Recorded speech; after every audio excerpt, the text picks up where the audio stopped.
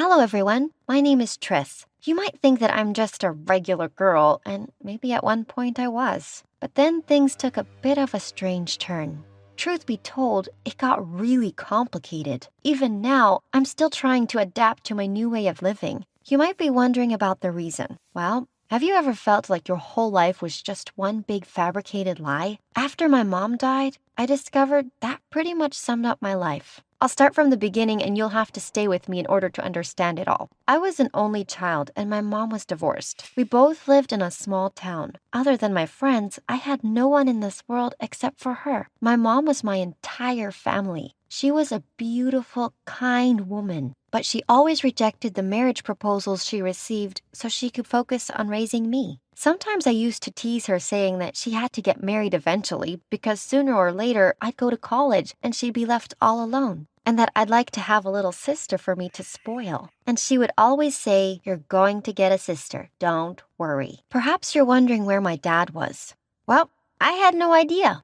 All I knew was that he left me with my mom after the divorce, and that he never bothered to ask about me. Whenever my mom and I talked about him, she'd tell me that he doesn't exist for us. He was the one who chose to leave, my mom would explain, but she never explained to me why he decided to do that. She would always find a way to dodge my questions. My mom worked as a waitress in a restaurant. She used to work all day and sometimes all night. She was a great mom, working day and night so she could provide me with everything I needed. She promised that during the next school vacation, we'd go to Hawaii. But if you asked me, I would have preferred her working fewer shifts instead of exhausting herself like that, and that her spending time with me at home is better than any beach in this world. I always missed her so much. She was my whole world. Despite all the financial problems we were going through, I always felt pretty happy because I truly believed I had the best mom in the world and that I was so lucky. Little did I know what was about to happen to our content little life. My mom had heart disease. Every time she exhausted herself, she'd come back home and take her pills. She'd sleep next to me and hold onto my hand tightly. My mom was afraid of death, and she used to talk to me about it a lot, as if she was trying to convince me that it was inevitable and we just had to accept it. I used to worry a lot about her whenever she brought up the topic of death. I didn't want my mom to die. If she died, I'd have no one. One day we went shopping, and it was so much fun. I chose a purple dress, but my mom chose a black one for me and said, "You don't own any black dresses. Every girl must have one." So she bought it for me even though I wasn't a fan of wearing black. On our way back to the car, I heard something fall on the floor. I looked behind me and my mom was lying on the ground. At that moment, I didn't think twice before calling an ambulance. I felt as if I'd almost lost her. I started praying for her on the way, and she just stared at me and kept saying that everything was going to be all right. No need to worry. It was clear that my mom's illness was getting worse by the day. That accident didn't turn out to be that bad, but what would happen next time? Well, my prayer didn't work. One day at school, I got a call from the hospital asking me to come in urgently. My mom was having heart surgery. I left the school right away. On my way to the hospital, I could barely see. I was crying so much. Time felt like it had slowed down, and I didn't understand what was going on. That morning, my mom left the house looking fine. She didn't forget to kiss my cheek, didn't forget to put on her makeup. She looked so healthy. So what had happened? When I got to the hospital, I found my mom all ready to go in for surgery. The nurse told me that my mom had exhausted herself a lot in the last couple of days and that her heart couldn't take it. She also told me that my mom refused to do the surgery before first seeing me. Once she saw me, her face changed. She was trying so hard to keep the smile on her face. Despite all her pain, she held my hand and told me she thought her time had come, and that if she didn't survive the surgery, I should know that no one in this world loved me as much as she did. Her words shocked me. I was speechless. Before I could open my mouth, I felt her hand squeezing my fingers and she said, "This box is for you. Take it and don't show it to anyone. And always remember, even though I had a good life, it doesn't mean that I don't have my regrets." My mom went in for surgery and I almost forgot about the box. The only thing on my mind was my mom, but that didn't last long. During the surgery, she passed away. The following days were the worst days of my life. I was at home all alone with no idea where to go or what to do. My nice neighbor kept checking up on me, and the police were looking for my next of kin. But I was sure they wouldn't find anyone all these years, and I'd never met any of my relatives. So why would they show up now? I no longer had anything in this world except the memories of my mom. Then, one morning, my nice neighbor came to tell me that the police were taking me to an orphanage in town, and that she'd also searched, but hadn't been able to find any relatives of mine. So, I had to collect my things and get ready to leave. While I was packing and saying goodbye to my home, I saw my mom in every single room. When at last I entered her room, I opened her closet. There, I found the box. It was the same box my mom had given me without telling me what it contained. With everything that had happened, I'd completely forgotten all about it.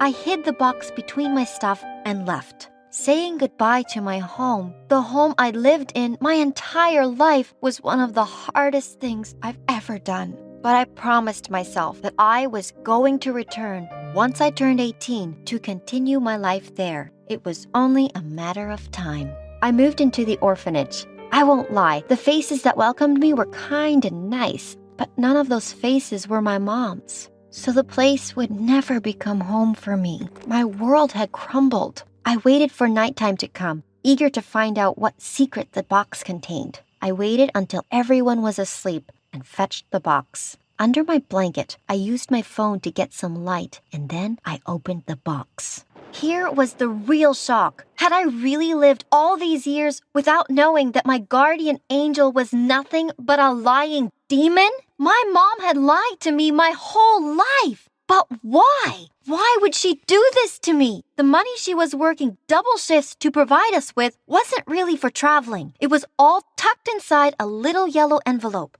On it, she'd written, "This money belongs to Mr. Jake Amberson. Please find him after my death and return it to him." Next to it, there was a small will written for me. It said, "Dear Triss, my little angel, when you read these words, I'll be in the sky looking at you from up there. Just because I'm no longer with you physically and you can't see me doesn't mean that I'm not still looking after you. Forgive me for keeping a huge secret from you, a secret that will probably flip your life upside down. And forgive me for not telling you this in person. At the end of this letter, you'll find Mr. Amberson's address. He's a relative of ours. Go to him, and he'll tell you everything. Once again, please forgive me. Love, Mom." Who was this Jake Amberson? And why should I return this money to him? Why did she never mention him before? And what is this secret that she wouldn't reveal herself? What was she afraid of? Hundreds and hundreds of questions kept spinning through my head that night. I didn't fall asleep until sunrise.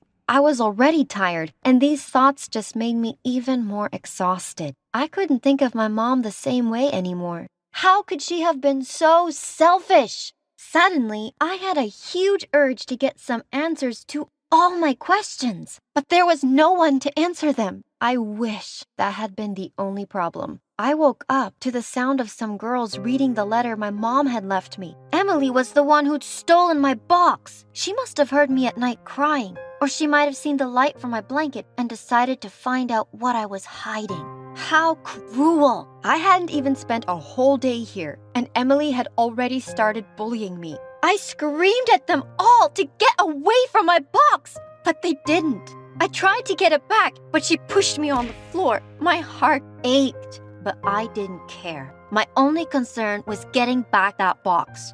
While I was screaming, the supervisor entered the room. The girls scattered around the room, and they threw my box onto the floor. As for me, she took me to the principal so she could deal with the troublemaking new girl, the one who hadn't even been here for a whole day and who had already started making trouble. I held my box and went to the principal's office. I didn't know if I should tell her about Mr. Amberson or not, because my mom had said before her death to keep this between us two. I sat in front of the principal for a whole hour, listening to her as she lectured me about manners and how a nice lady should act. But the truth is, I didn't listen to anything she said. I was thinking of how I could get out of there. I decided to first get revenge on Emily. and I wasn't going to let anyone stand in my way. Perhaps if I showed her my evil side, she'd leave me alone and stop bothering me. The next day, I waited for lunchtime so we could all be in the same room. I spread some melted dark chocolate on the seat she usually sat on.